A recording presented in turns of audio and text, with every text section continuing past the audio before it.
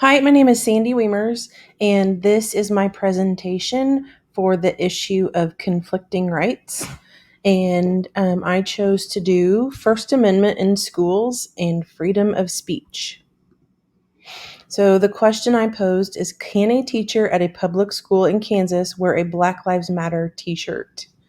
The context behind this question, this actually happened this year in the building I teach at. A teacher wore a Black Lives Matter t-shirt, and certain parents in the community argued that she didn't have a right to wear the t-shirt. They said that it showed political support and it was inappropriate because she's in a public school and she's in a position of authority to those students. So she could influence them by the t-shirt she's wearing. So the teacher came back and said, that she has biracial children and that the t-shirt is protesting racial violence against African Americans. She said that it wasn't in support of a political party, but the district asked her to stop wearing it, and she did oblige, but she was very upset about it. So the first argument would be in favor of the teacher. She is not violating a law by wearing a Black Lives Matter T-shirt while teaching at a public school. Um, Recently, in favor of this, the U.S. Office of Special Counsel ruled that using BLM terminology is not inherently political activity. So, meaning just because it says Black Lives Matter, the terminology does not mean that it's associated with the political activity. The U.S. Office of Special Counsel is an independent federal agency that investigates Hatch Act violations. And this is something I learned about. The Hatch Act prohibits appointed federal employees from participating in basically any kind of political activity. So it could be anything from running for office, making campaign speeches, and this is in relationship to their employment, but even as something as showing political support while they are employed. So the other argument in favor of the parents is that they claim that the teacher can't lawfully wear a Black Lives Matter T-shirt. So even though the First Amendment does protect the teacher's freedom of speech, that is outside employment and it concerns the teacher as a citizen.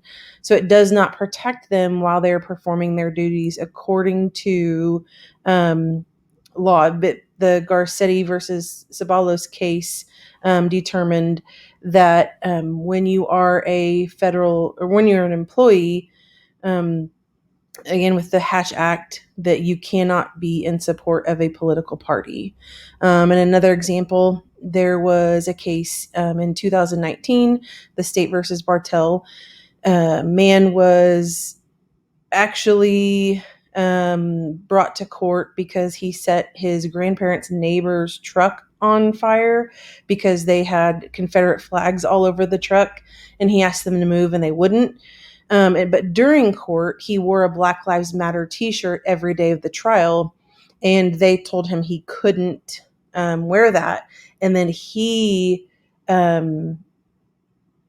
said that yes, he could because it's a freedom of speech. So it was found that even though it is a First Amendment right, he's in a courtroom, which he said that the courtroom is a public forum and is actually a non-public forum because the government has the authority there and they can restrict speech. So this would be comparable to a classroom.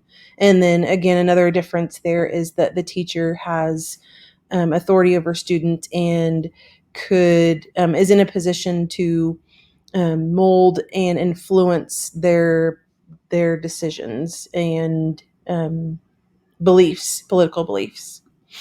So the analysis I made was that even though the teacher might not have been supporting the political party, like she said, you would have to assume that you could assume by wearing a t-shirt with those words printed on it that she does.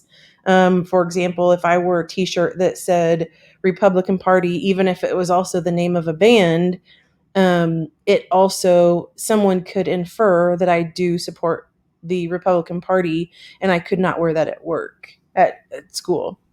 So, again, with the Hatch Act, since we are employed by the state of Kansas and essentially considered federal employees, we cannot engage in political activities while we're on duty. So, a teacher is considered an employee on duty, a teacher at school, and therefore is not considered a citizen to be covered by the First Amendment. So, what I learned from this, I was surprised that she actually couldn't wear that. And the reason for this is we also had a social studies teacher who wore a Trump 2020 mask all year, and no one ever said anything. And part of that is kind of the community. Around here, it would definitely, you would see it more likely where um, parents might dispute the teacher with a Black Lives Matter t-shirt and maybe not so much the mask, or it could be that they didn't see it, or their kids didn't tell them.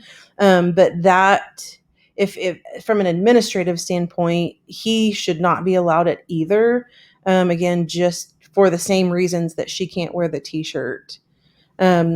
Just with political divisiveness, I feel like when it comes to our employment, it's just safer to keep politics out of school unless it's something that I'm teaching specifically in my content.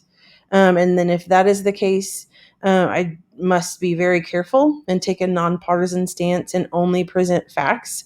I can allow the students to have discourse, but I just need to remain neutral and a nonpartisan stance. Luckily, I teach food, so that shouldn't be an issue.